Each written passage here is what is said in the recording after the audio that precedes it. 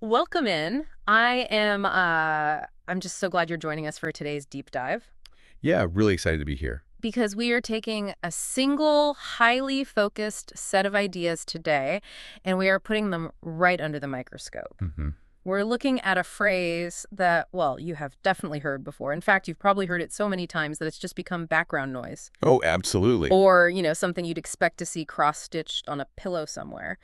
The phrase is health over wealth. Right. It's the ultimate bumper sticker cliche. Totally. And because it's so familiar, so baked into our cultural lexicon, we rarely stop to actually unpack the mechanics of what those three words mean in practice. Right, and that is exactly our mission for this deep dive. We want to move entirely past that cliche. Yeah, We're going to dissect the profound, really systemic meaning behind the phrase and explore why getting the order of that hierarchy wrong costs us far, far more than we realize. it really does. Because, let's face it, we all nod along when someone says health is wealth, but then we immediately go back to checking our emails at 11:30 at night. Which is exactly why this source material is so timely. Mm. I mean, in a world characterized by information overload, constant connectivity, and this just inescapable hustle culture, Oh, the hustle culture is everywhere. it is. We desperately need to sit down and define what prosperity actually looks like. Hmm. If we don't actively define it for ourselves, society is more than happy to define it for us. And we know how that ends. Right, that default societal definition usually leads straight to a wall of burnout. Yeah. So taking a calm, analytical look at these foundational concepts is really the only way to build a sustainable architecture for your life. Okay, let's get right into the actual definitions then, because our source text today completely bypasses the dictionary. It does, thankfully. Yeah, and for an audience like ours, we don't need to waste time pointing out that health is more than just, not being sick in bed. Right, we know that. We know that.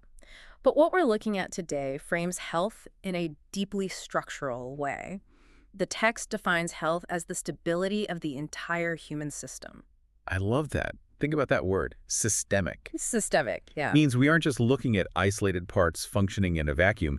It's the whole interconnected network of who you are. The material actually breaks the systemic stability down into 6 specific pillars. Right. And if any one of them is crumbling, the whole system is compromised. And we really need to walk through these because it completely changes the scorecard for how you measure your own well-being. It really does. So the first three are probably what you'd expect. We have physical vitality, emotional balance, and mental clarity. The classics, basically. Right, the classics.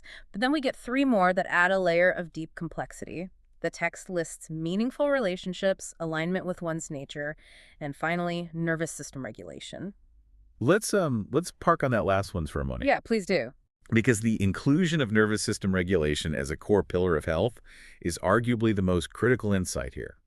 We often think of the nervous system as just a biological wire board that kind of runs in the background. Keeping the lights on. Exactly. But its regulation, its day-to-day state, dictates how we experience literally every single moment of our reality. It's the filter for everything. Yes. You could have flawless blood work, you could run marathons, you could have perfect physical vitality. But if you are constantly vibrating with low-level anxiety, Or high-level anxiety. right, high level too, Yeah, if you're perpetually waiting for the other shoe to drop or just waiting for the next Slack notification to ping, your system is dysregulated. precisely. If you are chronically stuck in a sympathetic fight or flight response due to stress, overwork, or just constant digital stimulation, your baseline is a state of alarm. The state of alarm, wow. You are existing in biological survival mode. So Right. even without a diagnosed disease, if your nervous system cannot return to a baseline of safety and calm, you are not experiencing systemic stability. You're just not. You are, functionally speaking, not healthy. That is such a crucial reality check. And it sets up the contrast with wealth perfectly.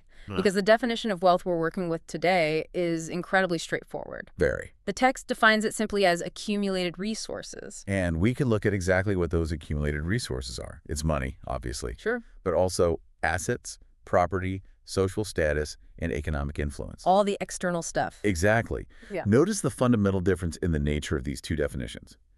Health is an internal dynamic state of systemic stability. Wealth is an external static collection of resources. So what happens when we put them head to head? Wow. Because the underlying logic from the text draws a really hard boundary here. Wealth can support life, absolutely, but it cannot replace health. It simply can't. And there are three stark scenarios from the source that illustrate this perfectly. First, if the physical body collapses, money cannot restore lost time. Right. You can have all the offshore accounts in the world, but they cannot buy back the decade you spent neglecting your physical vitality. Second, if the mind becomes unstable, social status offers zero protection. None. You could be the CEO, you could have massive economic influence, you could have thousands of people looking up to you, but if your mental clarity is compromised, that external status does not shield you from internal suffering. The corner office does not insulate you from clinical depression or severe cognitive burnout. It really doesn't. And the third scenario loops right back to the nervous system. If your nervous system is chronically stressed, success entirely loses its meaning. Yes. You might have the vacation home, the money, the prestige, but your internal system literally lacks the biological capacity to sit on the porch of that vacation home and actually enjoy the view. Which brings us to the trap almost everyone falls into. The great reversal. Exactly. Despite how obvious this logic seems when we lay it out calmly like this, the reality is that people constantly, reliably reverse this priority. To pursue financial gain, people willingly and repeatedly sacrifice the very foundation of their human system. We see it everywhere. And the sacrifices being made on the altar of this financial pursuit are incredibly specific in the text. Very specific. We're talking about sacrificing sleep, nutrition, peace of mind, relationships, and sometimes even personal integrity. Yeah. It's basically the modern professional playbook, right? We've all convinced ourselves that a lukewarm cup of coffee and a protein bar eaten while staring at a spreadsheet counts as a balanced breakfast because we had a 9 a.m. strategy meeting to prep for. Or we normalize pulling all-nighters, completely sacrificing the regenerative power of sleep. Right. We trade away our peace of mind by stressing constantly over profit margins or promotions. We alienate our friends by canceling dinners for the third time this month because things are just crazy at work right now. Always crazy at work. Always.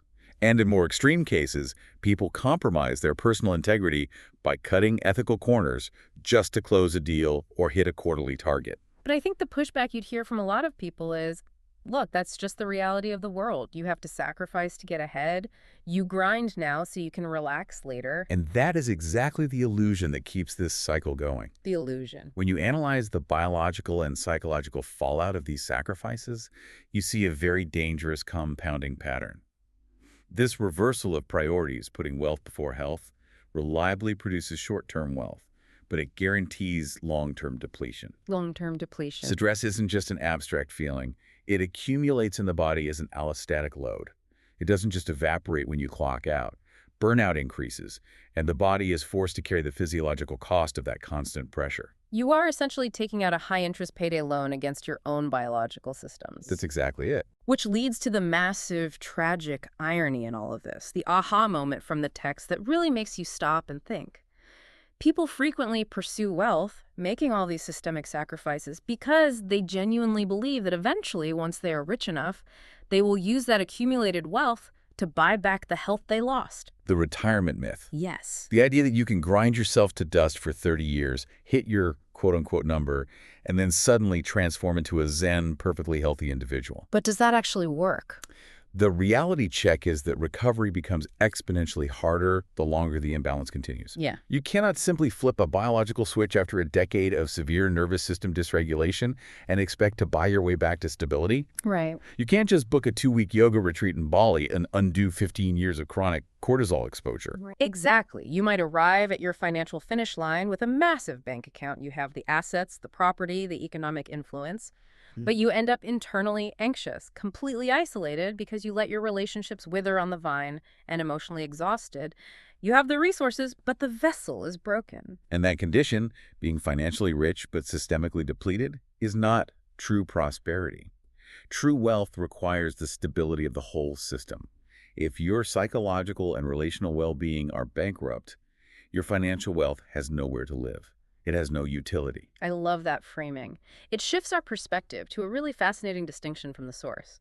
The difference between creating capacity and expanding opportunity. Right. This is where we look at what health actually does. The text points out that health isn't just a defensive measure to keep you out of the hospital. It's an active, generative force. It creates the capacity to experience life.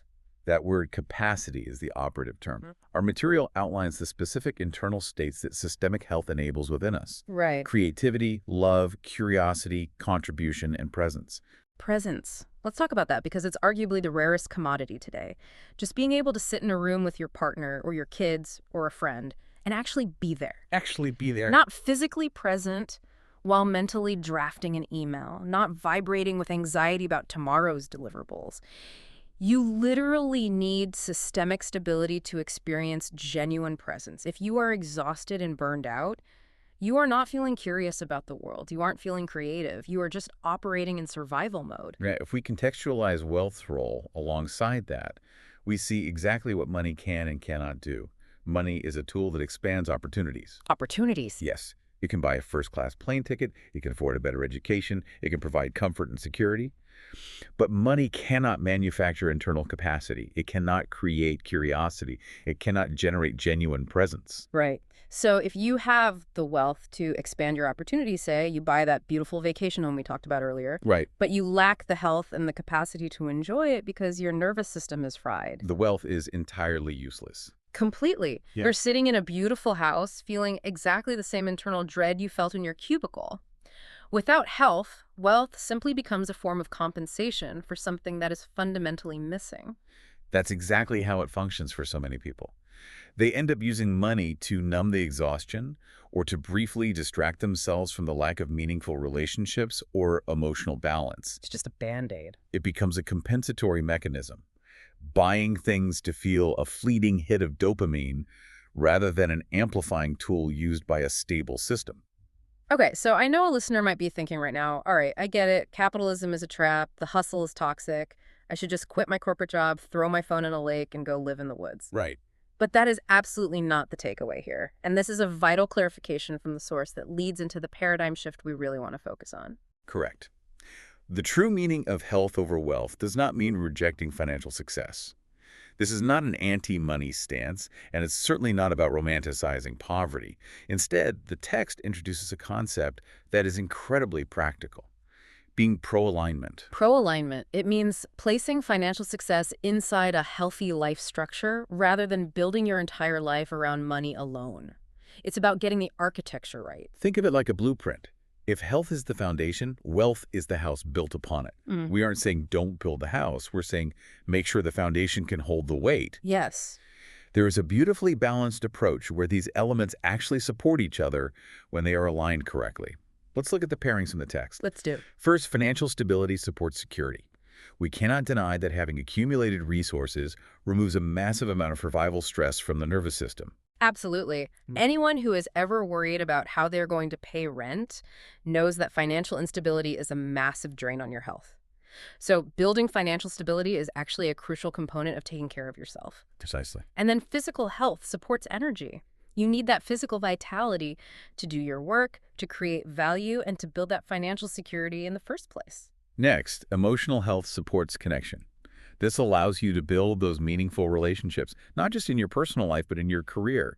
It allows you to collaborate, to lead, and to navigate conflict without burning bridges. And finally, mental clarity supports wise decision-making.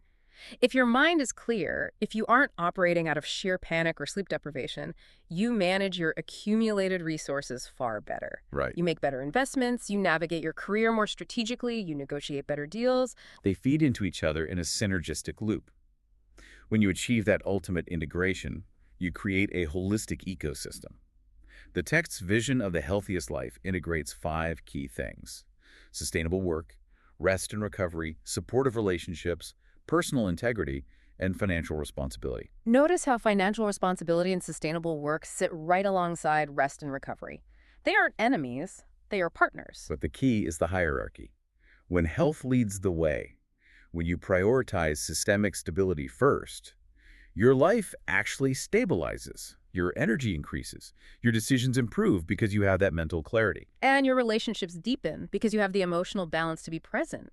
In this aligned state, wealth becomes the tool that serves your life, rather than the central goal that drains it. To bring this all together and provide a final grounding summary of the source material, Health isn't just more important than wealth in some moral, philosophical, or poetic sense.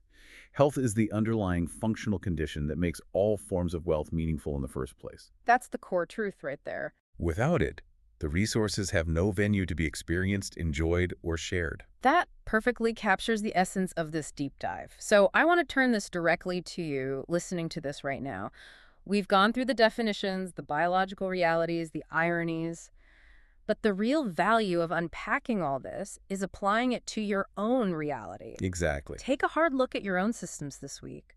Are you actively reversing this priority? Are you sacrificing the functional foundation of your life, your sleep, your peace of mind, your nervous system just to accumulate resources?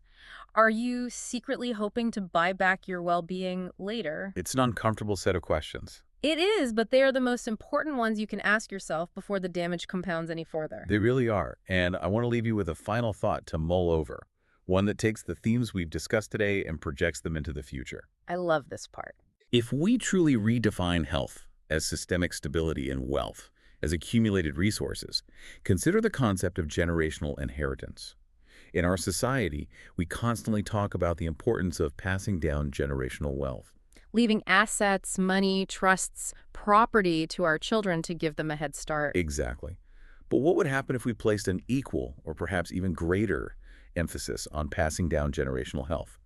What if the absolute greatest inheritance you could leave the next generation isn't a stock portfolio, but rather the modeled behavior of emotional balance, nervous system regulation, and physical vitality? Generational health, passing down the actual capacity to experience a good life rather than just the resources to afford one. Exactly. That is a profound paradigm shift and definitely something worth exploring on your own. Thank you so much for joining us on this deep dive. We really appreciate taking the time to unpack this with us.